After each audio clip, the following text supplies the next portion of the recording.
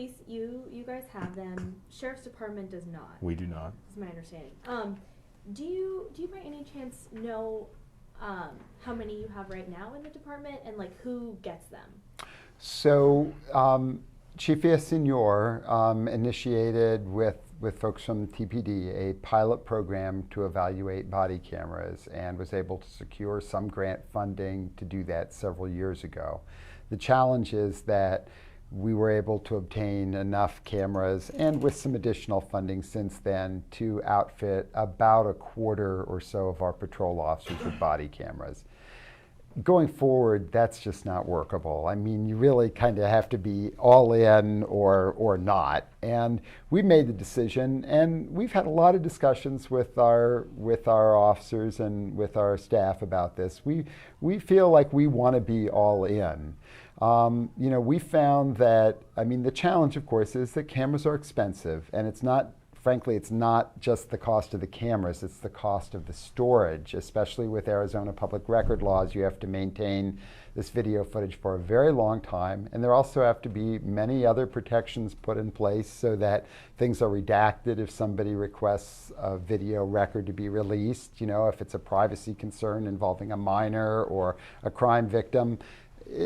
Bottom line is I'm acknowledging this is not cheap and it's not easy, but we do think that in net there is a real benefit here, because not only do the cameras help really, they give an important angle, not a full angle, but an important angle of what happened in an incident that can help resolve complaints, protect officers from spurious or unfounded complaints, but also protect the public if something happened that shouldn't have gone down the way it did.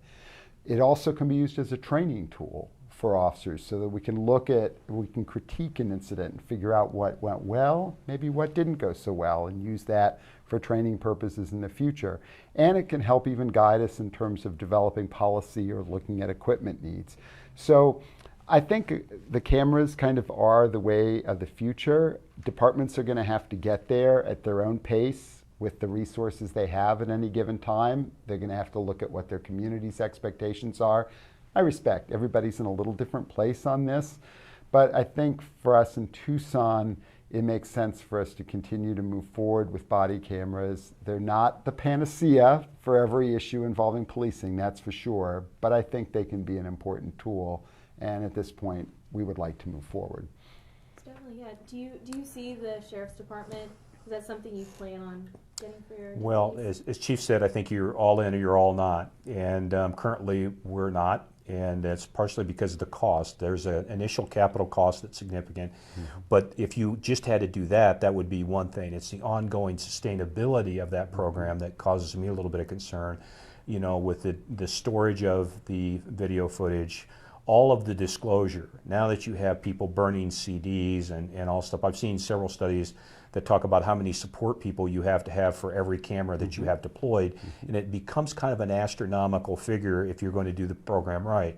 And while I'm looking at you, I can see the camera person over there and the person sitting over there. I could see that looking at you right now. The camera will never see that. The camera will never have the benefit of 30 years of my experience. I could tell you're not on drugs by looking in your eyes. The camera will never know that. You know, the camera can't see everything. So it has an application, and I'm very aware of the transparency issue, and public confidence may be at a higher level, believing that the camera captures these things. But I'm a little bit concerned about their use, the sustainability from a financial standpoint of them. Perhaps technology will catch up to this a little bit, where the data storage and the disclosure will be taken care of by technology at some point in the future, and the cost point will go down significantly. But right now I'm a little bit concerned. And then if I'm engaged with you for 20 minutes, and in 20 minutes everything goes right, and in 10 seconds everything goes wrong, what 20 minutes are we going to look at there? We're going to be looking at the 10 seconds on the news, simply because that's the condensed version that we will see in public disclosure, that may not show everything that led up to that particular moment. So there is a public education aspect to what cameras can see, what they can't see, and the totality of the incident. And you will never be able to see things through the lens of somebody with decades of experience in it. I will see things differently than somebody otherwise might. Yeah, there's no question. I actually, we probably have more agreement here than we disagree. I think there are many challenges with it, but I mean, here's the problem, I think, long term, is that frankly, everybody else has a camera. And so, more and more, whether you're dealing with somebody on a traffic stop, dealing with people at a protest, dealing with people in an arrest situation, one or more people is filming that. And they're doing it on their iPhone or their Samsung or whatever it is that they're carrying, that's out there.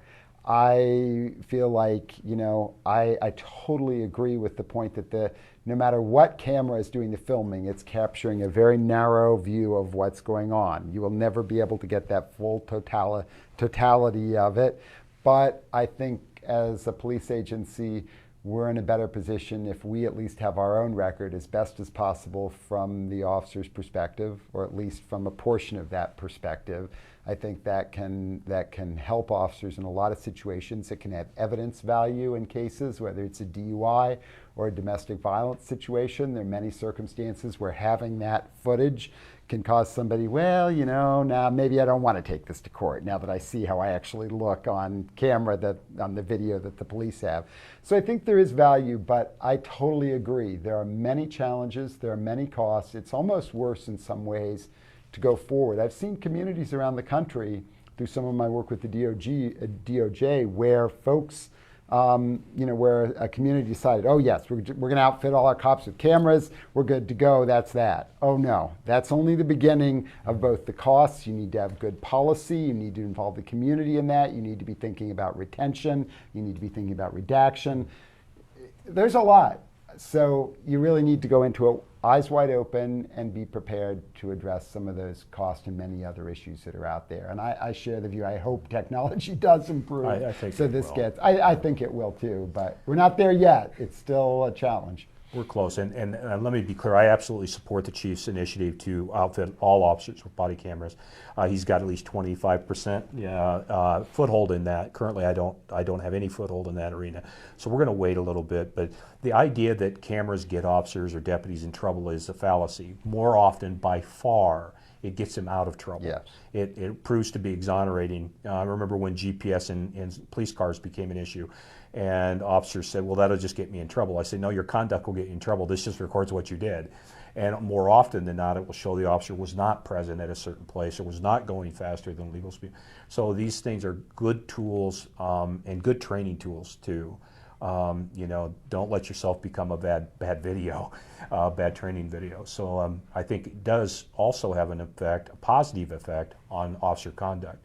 If you know you're being videotaped, and every officer, every deputy should assume everything they do in this day and age is being videotaped. You should absolutely assume that you are being videotaped every time you say anything. But if you knew that in advance, it might moderate your behavior, and it might keep you from saying things you should not say or engaging in conduct you otherwise might regret.